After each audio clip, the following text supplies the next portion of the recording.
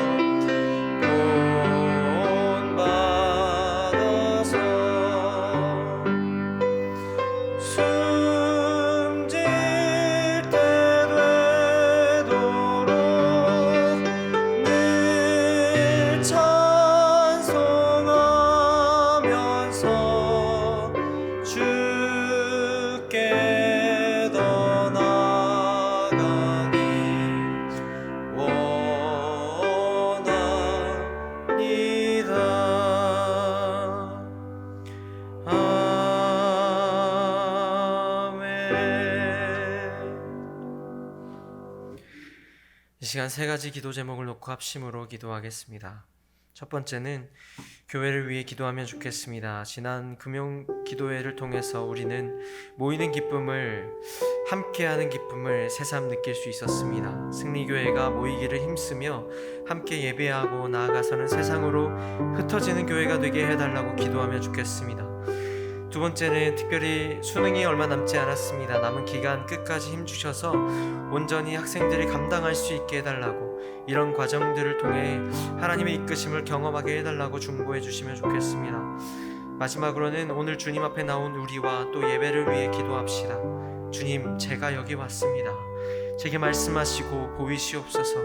그렇게 함께 기억하시면서 기도하며 나아가겠습니다. 함께 기도합니다.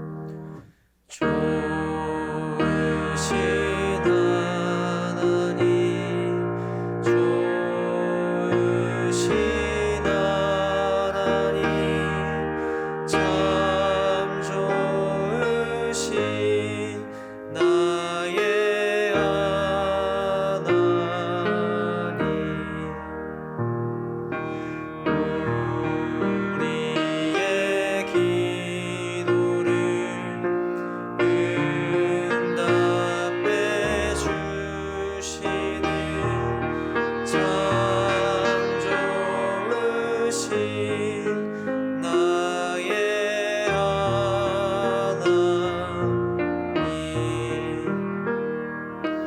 한없는 은혜를 우리에게 주시는 참 좋으신 우리 하나님.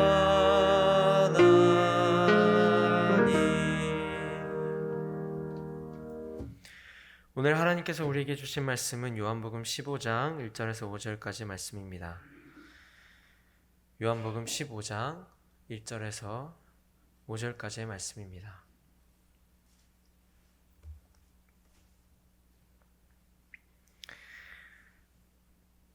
(1절에서 5절까지의) 말씀을 다 같이 교독하실 텐데요. 제가 1절 말씀을 먼저 읽겠습니다. 나는 참 포도나무요 내 아버지는 농부라.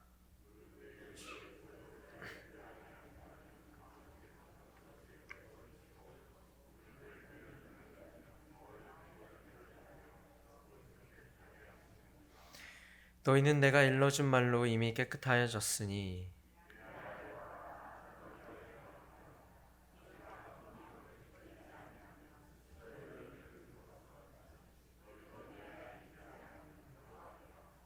다 같이 읽겠습니다. 나는 포도나무요 너희는 가지라. 내가 그 안에 거하면 사람이 열매를 많이 맺나니 나를 떠나서는 너희가 아무것도 할 수 없음이라. 오늘 우리가 읽은 본문 말씀의 비유는 전통적으로 이스라엘에서는 굉장히 잘 공유된 비유입니다. 시편 말씀을 보면 하나님께서 애굽에서 한 포도나무를 가져다가 약속의 땅에 심으셨다고 표현하고 있습니다. 제가 시편 80편 8절 말씀을 한번 읽어보겠습니다. 주께서 한 포도나무를 애굽에서 가져다가 민족들을 쫓아내시고 그것들을 심으셨나이다. 계속해서 살펴보면 그 시편의 포도나무는 들짐승들에게 밟히고 못 이겨졌다고 얘기하고 있습니다. 13절 말씀입니다. 숲속에 멧돼지들이 상해하며 들짐승들이 먹나이다. 또한 이사야 5장에서는 이렇게 표현합니다. 내가 좋은 포도맺기를 기다렸거늘 들포도를 맺음은 어찌 됨인고. 여기서 얘기하는 이 포도나무는 이스라엘을 칭하고 있습니다. 아마도 이스라엘 백성들에게는 굉장히, 특히 이제 이 당시의 유대인들에게는 굉장히 유명한 비유였을 겁니다. 그러니까 지금 주님은 자신이 참 포도나무라고 표현하고 있는데 그 표현의 의미는 내가 참 이스라엘이라는 말을 하고 있습니다. 그러니까 예수님은 이스라엘의 대표로 이 땅에 오셨다는 말씀을 하고 있는 거죠. 더 나아가서는 인류의 대표를 하고 있다고도 말씀드릴 수 있습니다. 그러니까 우리가 잘 알고 있는 이스라엘이 완전히 실패한 그 역사 위에서 예수님이 그 실패 위에서 다시 새로운 일을 시작하고 계시고 있다고 우리는 이해할 수 있겠죠. 우리 너무 잘 알다시피 이스라엘은 하나님께서 약속하셨고 그들을 약속 땅에 심으셨는데 그들은 결국 하나님을 의지하기보다, 농부를 의지하기보다 다른 것들을 의지했고 들짐승들에게 완전히 멸망했습니다. 그리고 그들은 좋은 포도 열매를 맺는 게 아니라 결국 들 포도를 맺고 말았습니다. 이 비유의 핵심은 포도나무에 붙어있는 가지와 붙어있지 않고 떨어져 나간 가지를 대조하는 것에 있습니다. 예수 안에 거하는 사람은 5절이 말하는 것처럼 포도나무에 잘 붙어있는 가지와 같아서 줄기로부터 영양을 잘 공급받고 좋은 열매를 맺는다고 말하고 있습니다. 그러나 예수 안에 머물지 않고 떨어져 나간 사람은 6절이 말하는 것처럼 열매를 맺을 수 없다고 말합니다. 이 비유에서 말하는 이 열매는요, 어떤 의무를 얘기하지 않습니다. 그 가지가 행해야 할, 이 가지가 상징하고 있는 이들이 행해야 할 의무를 말하고 있지 않습니다. 이 열매는 가지가 그저 나무 옆에 붙어 있을 때 자연스럽게 맺게 되는 열매를 말합니다. 여기서 중요한 것은 그 열매 맺는 것이 가지의 능력에서 나오지 않는 겁니다. 따라서 열매는, 그리고 가지인 우리는 나무인 그리스도 안에 있음으로 자연스럽게 누리게 되는 풍성한 삶을 의미합니다. 포도나무 가지를 보면 아시겠지만 굉장히 얇고 연약하게 생겼거든요. 그저 열매를 맺기 위해서 가지가 할 일은 포도나무에 잘 붙어 있는 것 뿐이라고 성경은 강조합니다. 가지는 그 열매의 기쁨을 누리기만 하면 됩니다. 마찬가지로 그리스도인다운 삶의 열매는 나의 능력과 노력으로 온전히 만들어지지 않습니다. 제가 20대 때 선교단체를 하면서 제가 남들보다 조금 한두 살이라도 나이를 먹고 들어갔기 때문에 저에게 맡겨진 멤버들은 조금 특별했습니다. 원래는 멤버들을 케어하고 멤버들과 같이 시간을 보낼 때면 한 가지 목적이 있거든요. 결국 선교단체는 이 선교단체를 유지시키고 또 발전시키고 확장시켜야 되기 때문에 결국 리더를 키워내는데 굉장한 열의를 다합니다. 그런데 제가 맡은 멤버들은요, 도무지 리더로 키워낼 수 없는 이들이었어요. 뭐 이들이 하자가 있어서 그런 건 아니고요. 나이를 좀 많이 먹고 왔거나 아니면 좀 어렵게 방황하다가 졸업할 때가 다 돼서야 선교단체에 들어온 이들을 제가 담당해서 케어를 했습니다. 제가 리더들에게 형 누나들에게 받았던 것들이 있었기 때문에 좀 흘려보내고 싶은 마음도 있었지만 저도 이 멤버들을 잘 케어하고 또 돌봐서 좀 리더로 훈련시켜서 리더로 키워내고 싶은 욕심이 있었습니다. 그런데 제가 6년을 함께 했는데 한 명의 리더도 키워내지 못했습니다. 뭐 알고 멤버들과 함께 하긴 했지만 졸업하고 나니 좀 헛헛함이 많이 남았습니다. 왜냐하면 제가 형 누나들과 같이 졸업하고 나서 만날 때면 늘 그런 얘기들을 했거든요. 제가 형들을 얼마나 속썩였는지, 그 형들이 저를 얼마나 사랑해 주었는지를 서로 얘기하면서 좀 힘을 얻곤 했거든요. 그런데 저에게는 이제 그런 게 없어 보였어요. 내가 6년 동안 뭐 했냐는 생각도 들었습니다. 그렇게 선교단체를 섬기고 조금 늦게 군대를 갔다 왔습니다. 그런데 그 중간에 제가 휴가를 나와서 제가 함께 했던 멤버 중에 한 명을 만났는데 그 멤버와 이런저런 얘기를 하다가 제가 군대가 얼마나 힘든지, 나이 먹고 가니까 군대가 힘들더라, 이런 얘기를 하다가 그 친구가 저에게 문득 이런 얘기를 하는 거예요. 형은 진짜 저에게 사랑의 원형이었어요. 전혀 생각하지 못했습니다. 이 친구가 표현도 잘 하지 못하는 친구였고 좀 어렵게 살아가고 있는 친구긴 했지만 저도 받은 것처럼 흘려보내려고 애를 쓰긴 했지만 이 친구가 과연 내가 함께하는 것들을 사랑으로 느끼고 있는지, 나를 통해서 예수님을 보고 있는지에 대한 확신이 전혀 없었습니다. 그 말을 듣고 제가 참 이 열매 맺는 것은 내 생각과 참 다르고 타이밍과 다르고 그리고 내 노력으로 내 열심으로 낼 수 있는 것이 아무것도 없구나. 그저 20대 때 그 불안한 감정을 가지고 그 불안한 삶을 가지고 끊임없이 하나님 앞에서 씨름하고 사랑하기 위해 애썼던 그 일들이 결국에는 열매를 맺었구나 하는 생각이 들었습니다. 결국 우리가 열매를 맺고 그 풍성함을 누리는 건 우리의 노력과 공로가 아니고 다분히 우리가 하나님께 붙어 있었기 때문이고 하나님의 은혜임을 고백할 수 있습니다. 이처럼 우리가 그리스도인의 삶으로 열매 맺는 일은 그리스도와 연합할 때, 그 안에 거할 때 가능합니다. 주님은 포도나무이시고 우리는 그의 가지에 그리고 그 나무의 한 부분이 됩니다. 그런데 문제는 2절입니다. 2절 말씀을 제가 한번 읽어보겠습니다. 좀 다른 버전으로 읽어보겠습니다. 내게 붙어 있으면서도 열매를 맺지 못하는 가지는 아버지께서 다 잘라버리시고 열매를 맺는 가지는 더 많은 열매를 맺게 하시려고 손질하신다. 아니, 하나님께서는 분명히 나무에 잘 붙어 있으면 가지가 열매를 맺을 수 있다고 말씀하셨는데 붙어 있으면서도 열매를 맺지 못한 가지는 잘라버리겠다고 말씀하세요.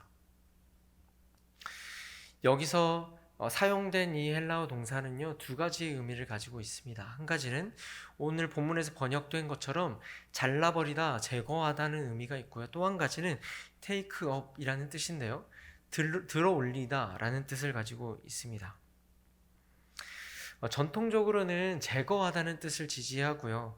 요즘 많은 학자들과 많은 이들은 들어 올리다는 뜻을 지지합니다. 여러분도 한번 판단해 보시면 좋겠습니다. 포도나무 농장을 혹시 가보셨나요? 포도나무는 자라면 자랄수록 그 가지가 너무 얇아서 점점 땅으로 내려갑니다.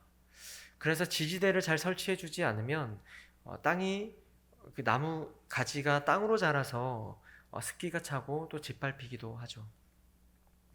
고대에도 마찬가지였을 겁니다. 고대 포도나무도 그렇게 자라났겠죠.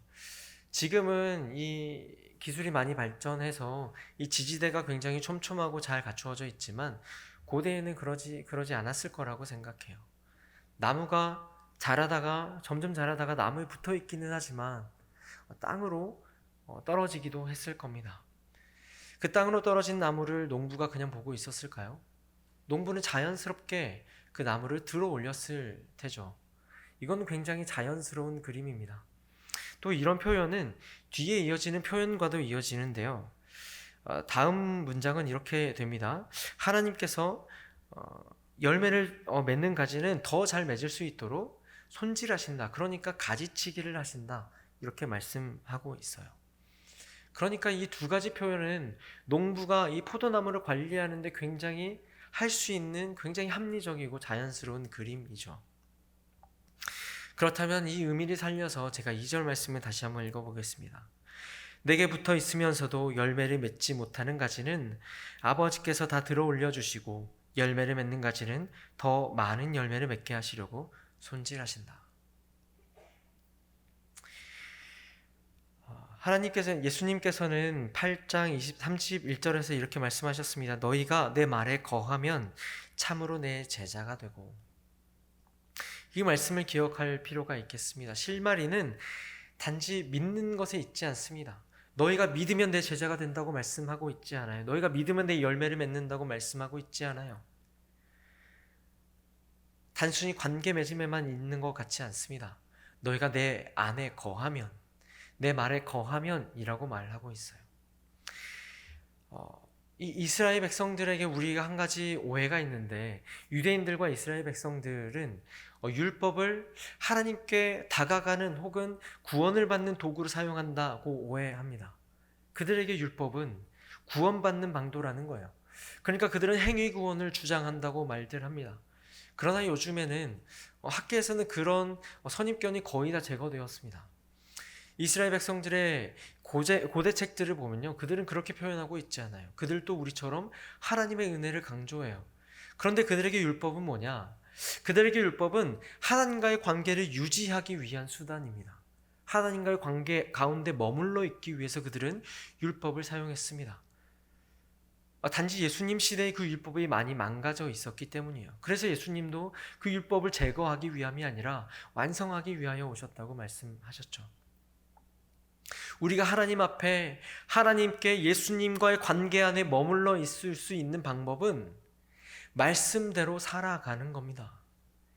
이거는 요한복음의 서두의 말씀과도 연결됩니다. 서두에서 요한복음은 말씀이 육신이 되어 우리 가운데 사셨다 표현합니다. 우리도 그리스도 안에 머무르기 위한 방법은 결국 하나님의 말씀대로 살아가기 위해 발버둥 치는 겁니다. 우리는 그렇게 주님 안에 머물 때 주님께서 우리를 깨끗하게 손질하시고 한편으로는 우리를 들어 올리실 겁니다. 다른 말로 말하면 우리가 주님 안에 거할 때 주님께서는 우리를 다듬으시고 만들어 가십니다. 만약 주님 안에 머무는 일에 아무런 동요가 없다면, 오늘 말씀에 아무런 동요가 없다면 우리의 신앙을, 우리의 삶의 태도를 돌아봐야 할지도 모르겠습니다. 특별히 이 말씀은요, 예수님이 십자가에 못 박혀 돌아가시기 전에 제자들에게만 하는 고별 설교입니다. 무리들에게 하고 있는 말씀이 아니에요. 예수님과 특별한 관계를 맺고 특수한 관계 안에 있는 이들에게만 전하고 있는 고별 말씀입니다. 주님께 머물러 있기를 열망하는 이들에게 전하는 말씀이라는 거예요. 마무리하고자 합니다. 관건은 머무름에 있습니다. 관건은요, 예수 안에 머무름에 있습니다. 우리가 주님께 머물기 위해 애를 쓸 때 때로는 우리가 온전히 제자 될 수 없음에 좌절하게 될 겁니다. 오히려 하나님의 영광을 가리는 것 같아서 가슴을 치게 될 겁니다. 그러나 그런 좌절이, 그런 아픔이 우리가 주님 안에 머문다는 증거가 됩니다. 그때마다 우리는 주님께서 우리를 들어 올려 주시는, 그래서 힘 주시는 역사를 경험하게 될 겁니다. 때로는 우리를 깎아 다듬어 주시는 주님을 경험하게 될 겁니다. 우리는 그저 주님 안에 머물며 주님께 우리의 온 인생을, 우리의 삶을, 우리의 행동을, 우리의 감정을, 우리의 마음을, 우리의 슬픔을 내어드리기만 하면 됩니다. 그렇게 하나님 나라가 땅에 심겨진 씨로 비유되듯 우리의 열매 또한 어느새 알지 못하는 사이에 맺혀 있을 겁니다. 우리는 그 풍성함을 누리기만 하면 됩니다. 기도하겠습니다. 주님, 머물러 있길 원합니다. 특히 주님의 방식을 선택하는 일이 때로는 부질없게 느껴지고 소용없는 일 같을 때 열매 맺게 하는 건 내가 아님을 기억하게 하소서. 그저 관건은 주님 안에 머무는 것임을 알고 주님께 나를 내어드리길 원합니다. 그렇게 나를 손질하시고 만들어 가시며 때로는 들어 올리시는 주님을 보게 하옵소서. 우리가 진정한 제자 되어 주님의 풍성함을 누리게 하옵소서. 우리의 생명 되신 예수 그리스도의 이름으로 간절히 기도합니다. 아멘. 이제는 우리 주 예수 그리스도의 은혜와 하나님의 사랑과 성령의 교통하심이 이 시간 주님께 머물러 있기를 원하는 모든 성도들 머리 위에 지금부터 영원히 함께 하시기를 간절히 축원하옵나이다. 아멘. 들으신 말씀을 기억하며 기도하며 나아가겠습니다. 먼저는 주님께 나아가는 기도하면 좋겠습니다. 주님, 제가 주님 앞에 나왔습니다. 제가 여기 있습니다. 제게 말씀하시옵소서. 다음으로는 내가 주님 앞에 머물러 있기를 열망하는지 돌아보면 좋겠습니다. 나는 주님 앞에 어떻게 머물러 있나요? 오늘 말씀이 내게 어떻게 다가왔습니까? 정직하게 돌아보며 기도하면 좋겠습니다.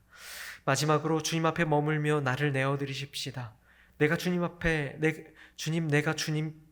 나를 내어드립니다. 나를 붙드셔서 주님께서 주시는 힘으로, 능력으로 주님의 뜻을 잘 감당하게 하옵소서. 그렇게 주님의 제자가 되어 열매 맺는 삶 되게 하여 주옵소서. 기억하시며 기도로 계속해서 나아가겠습니다. 기도합니다.